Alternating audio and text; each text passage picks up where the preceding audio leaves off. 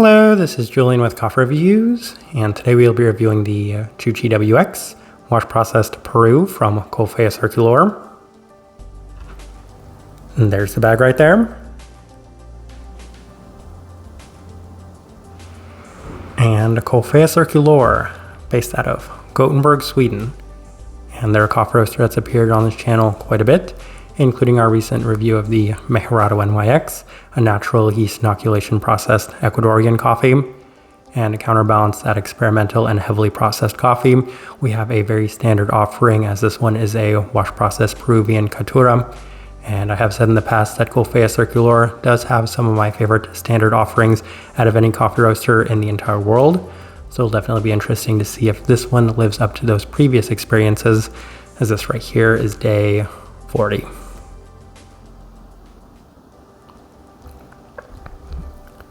The recipe we went with for this one was our standard recipe at a 16:1 water to coffee ratio, brewed at 96 degrees Celsius, about 205 degrees Fahrenheit.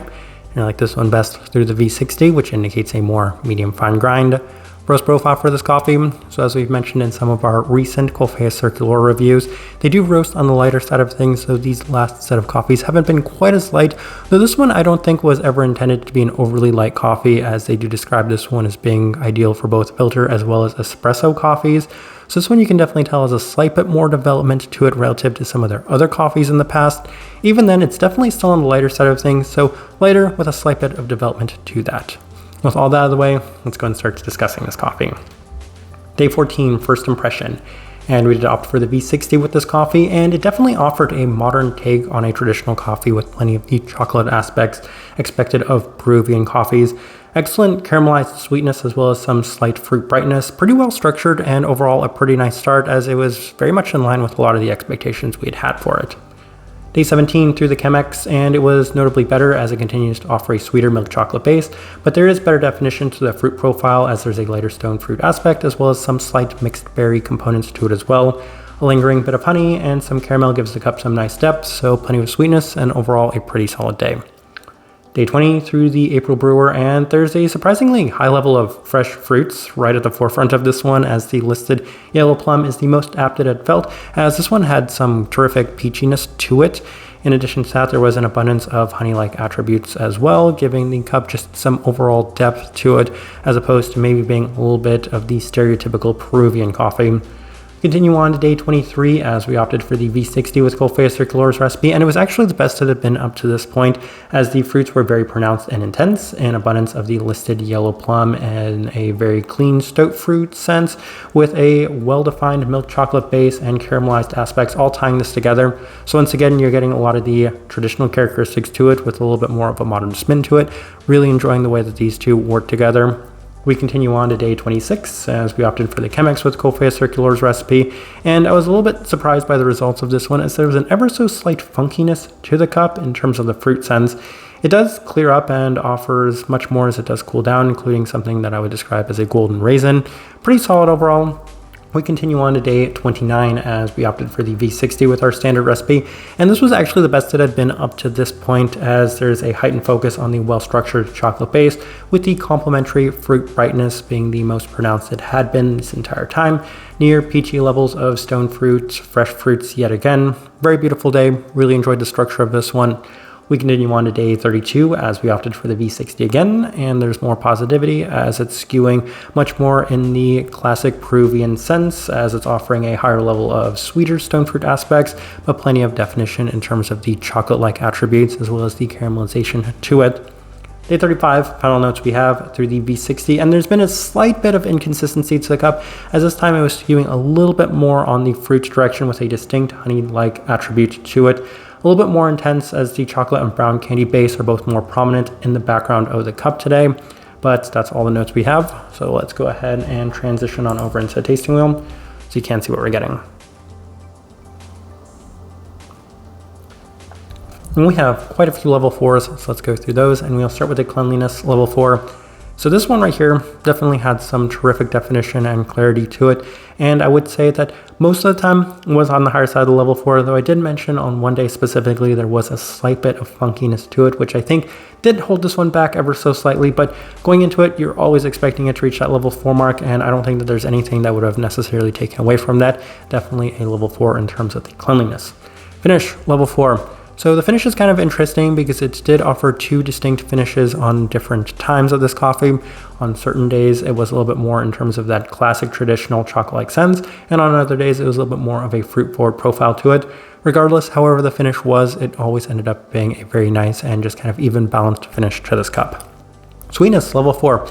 I do have to say, for a standard wash process brewing coffee, this one did offer a lot more sweetness than I might have expected going into it, though we've had really good results with brewing coffees this year in terms of the very high level of sweetness that they have offered.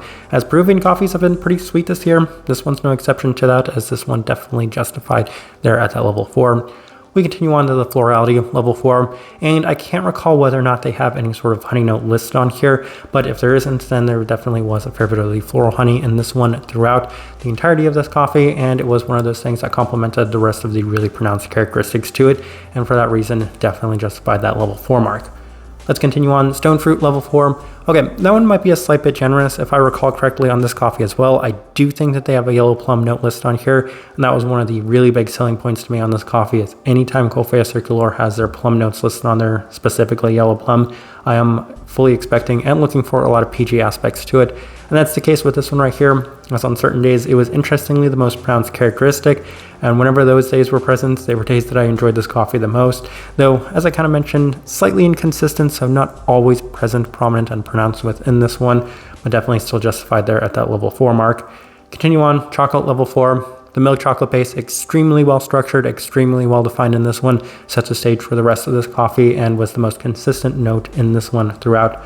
Definitely a true level 4. Caramel, level 4. Once again, I can't recall whether or not they had any sort of caramel-like or caramel-adjacent note listed on here, but there was plenty of brown candy sweetness in this one throughout. Also in a sweeter sense, as those 3 things, I really appreciate them being so close to each other in the tasting wheel because they were the most pronounced characteristics in this coffee. So looking at those 3 things side by side really fits well with this one. We continue on.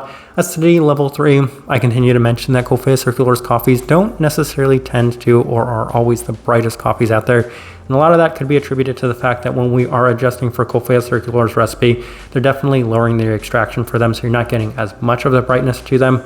Regardless, this one I don't think was ever intended to be an overly bright coffee, as on paper it shouldn't be, and it definitely demonstrated in this tasting wheel. Continue on, the body at a level 3. That's much more in line with the expectations for this one, as I was definitely expecting a little bit more of a medium-bodied cup to it. Honestly, as I'm looking at the rest of this tasting, I don't think that there's anything else we're discussing, as I do think it's a pretty good representation of what we were getting from this coffee.